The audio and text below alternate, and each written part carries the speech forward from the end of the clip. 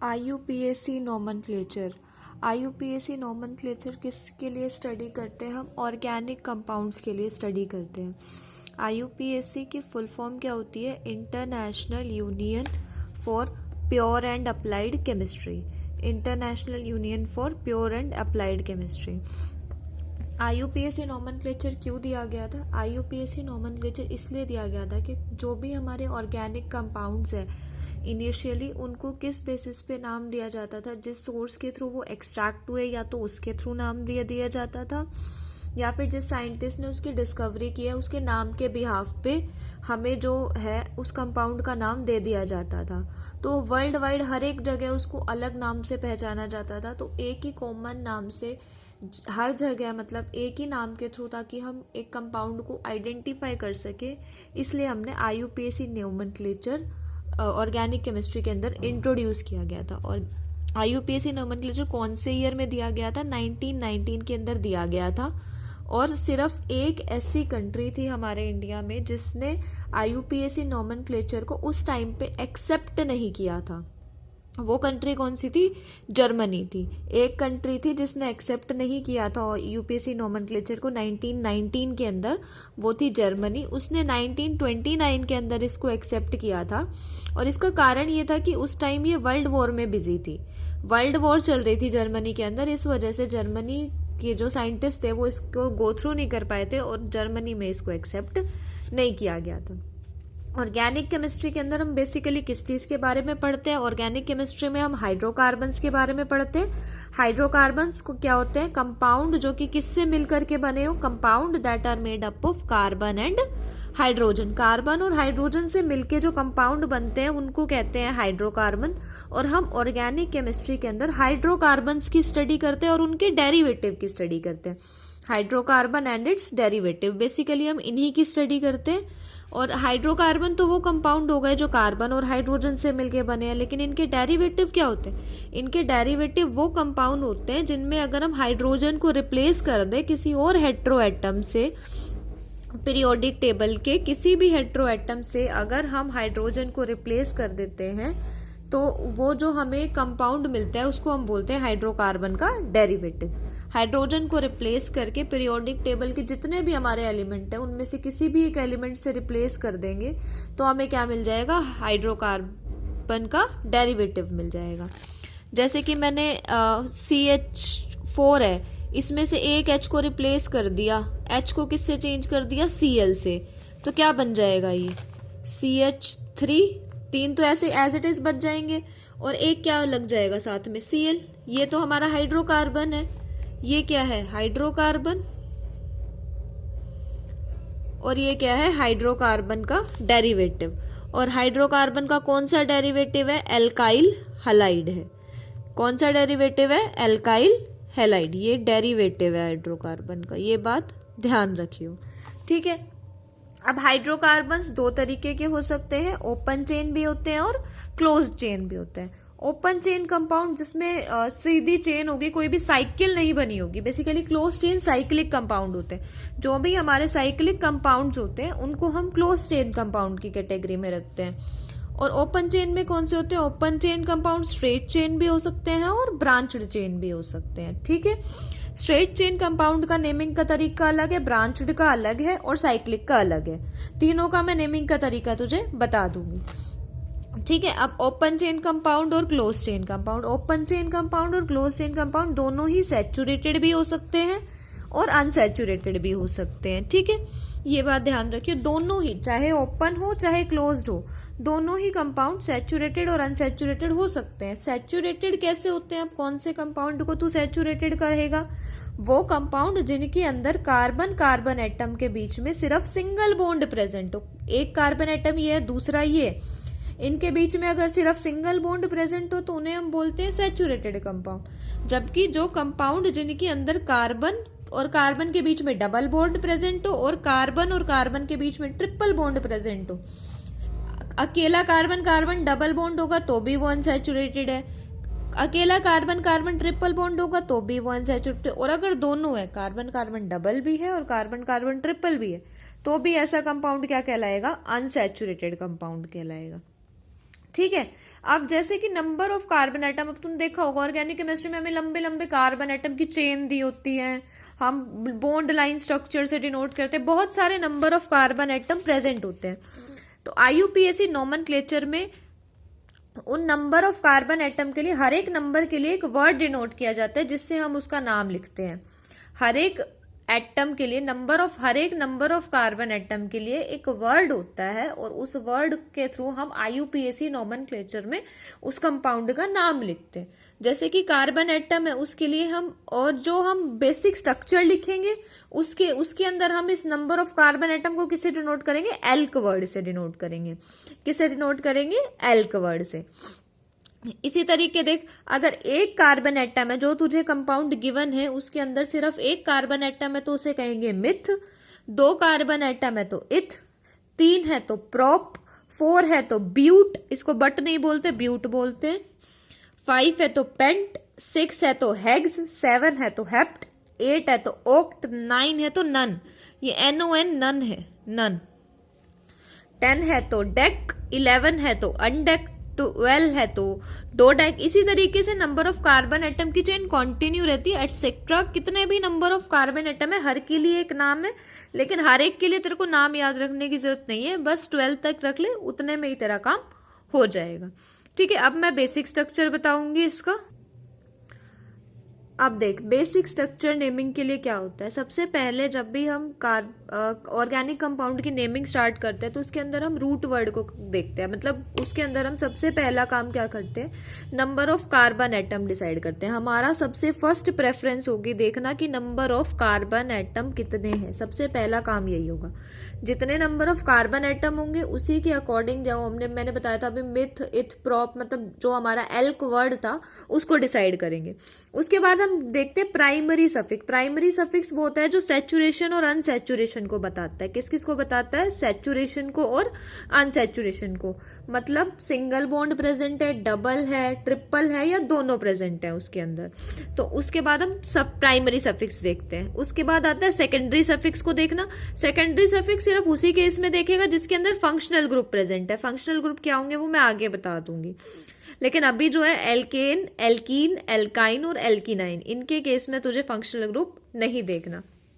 इसके अलावा इससे पहले क्या आता है हमारा, प्राइमरी प्रीफिक्स आता है। प्राइमरी प्रीफिक्स क्या होता है, साइक्लो होता है। साइक्लो सिर्फ साइक्लिक कंपाउंड के अंदर आएगा। मैंने 2 टाइप के कंपाउंड बताए थे, एक तो straight chain compound, open chain वाले जो स्ट्रेट चेन भी हो सकते हैं, ब्रांच चेन भी हो सकते हैं, और एक साइक्लिक वाले जो क्या होते हैं, साइक्लो वाले होते हैं। तो प्राइमरी प्रीफिक्स सिर्फ उस केस में आएगा जिसमें तेरा साइक्लिक कंपाउंड होगा, अदरवाइज प्राइमरी प्रीफिक्स नहीं आएगा। उसके अलावा आता है हमारा सेकेंडरी प्रीफिक्स। सेकेंडरी प्रीफिक्स क्या हो सकता है, वो सब्स्टिट्यूएंट हो सकता है या फिर कोई भी लेस पावरफुल फंक्शनल ग्रुप। वो फंक्शनल ग्रुप में बता दूंगी, सब्स्टिट्यूएंट वो होता है जो हमारी पेरेंट कार्बन चेन, हम लॉन्गेस्ट कार्बन चेन सिलेक्ट करते हैं जब भी हम नंबरिंग करते हैं, तो उसके अलावा जितने भी कार्बन एटम बचे या जो कुछ भी बचा वो सब्स्टिट्यूएंट की कैटेगरी में आता है। ठीक है, तो सबसे पहला काम तेरा क्या होगा, नंबर ऑफ कार्बन एटम देखना, फिर एल्केन एल्कीन देखना कि सिंगल बॉन्ड है, डबल बॉन्ड है क्या नहीं है। उसके बाद सब्स्टिट्यूएंट की नेमिंग करना। ये 3 काम हर एक कंपाउंड में होंगे। उसके बाद जिसमें जिस चीज की जरूरत होगी वो हम करते हुए चलेंगे। अब देख एल्केन, सबसे पहले हम कौन सी कैटेगरी पढ़ रहे हैं, एल्केन्स। एल्केन क्या होते हैं, सैचुरेटेड कंपाउंड होते हैं जिनके अंदर कार्बन और कार्बन, 2 कार्बन एटम के अंदर सिंगल बॉन्ड प्रेजेंट होता है, वो क्या होते हैं, हमारे एल्केन्स होते हैं।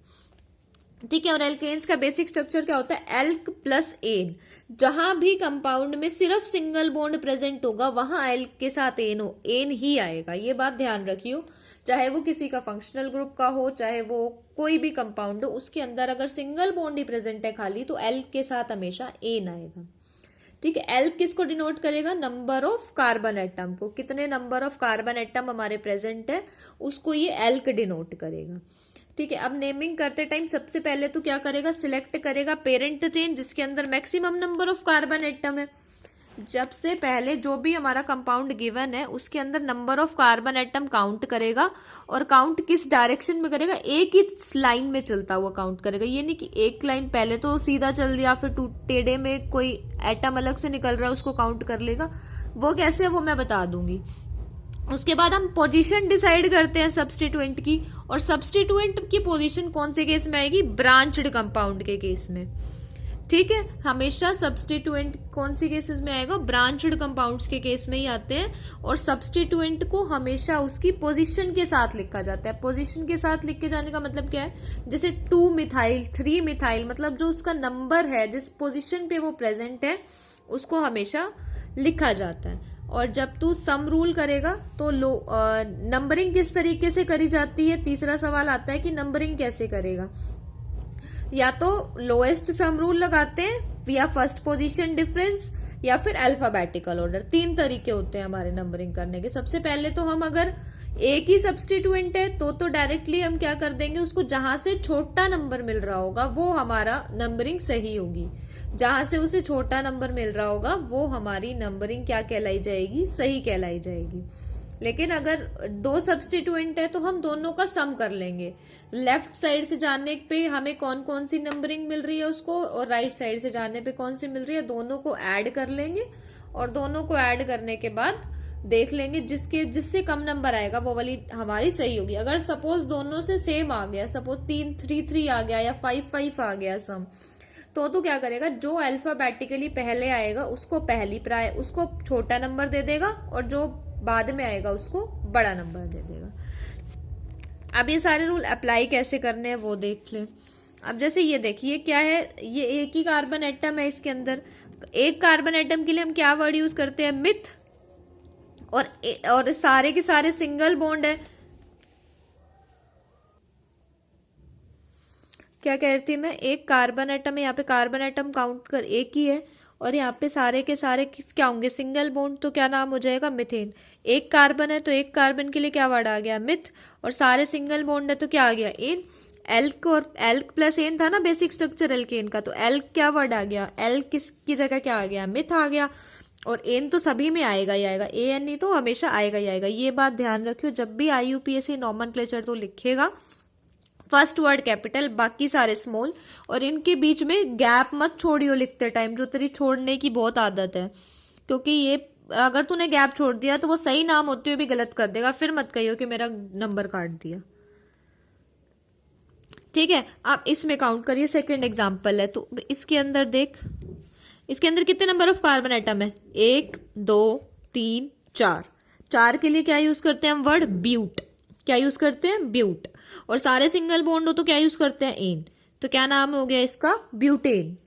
ठीक है, अब इसके बाद ये दोनों तो स्ट्रेट चेन थे, इनमें तो कोई सब्स्टिट्यूएंट था ही नहीं, कहानी खत्म हो जाती है। स्ट्रेट चेन तो इतने ही है, ऐसे ही आएंगे, या तो पेंटेन आ जाएगा या हेक्सेन। तो मतलब अगर 6 कार्बन बना रखे हो तो हेक्सेन, 5 हो तो पेंटेन, 10 बना रखे हो तो डेकेन। वो तो इजीली तू कर लेगा। अब आगे मैं बता रही हूँ ब्रांच्ड चेन का एग्जांपल।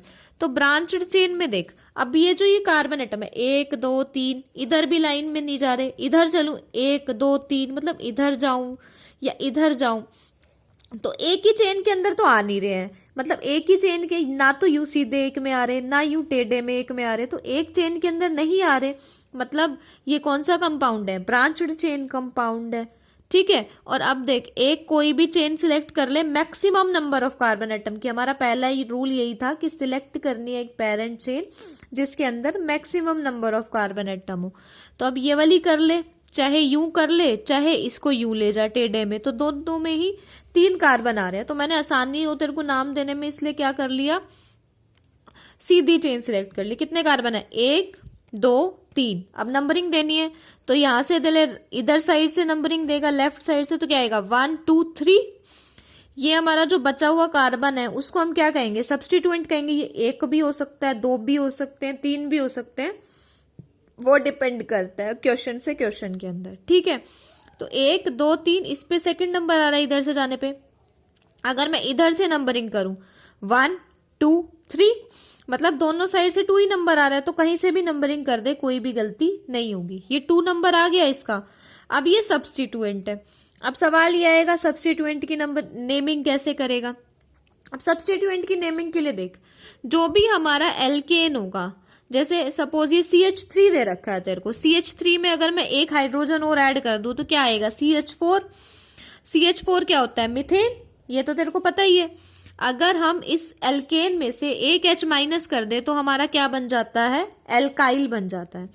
कैसे, मतलब जो भी हमारा एल्क ग्रुप है वो तो सेम ही होगा, मतलब एक कार्बन है, जैसे CH3 है, इसके अंदर एक कार्बन है तो मिथ तो आएगा ही आएगा, और साथ में क्या वर्ड जुड़ जाएगा, आइल जुड़ जाएगा। Elk number of carbon atom, तो हम जैसे नॉर्मली हमारी चेन के लिए नंबरिंग करते हैं वैसे ही लेंगे, और बाद में सब्स्टिट्यूएंट के लिए लास्ट में बस सब्स्टिट्यूएंट है तो उस केस में हम आइल लगा देंगे, एन इन और आइन नहीं लगाएंगे, क्या लगाएंगे, वाई और एल लगा देंगे। ठीक है, ये बात ध्यान रखियो।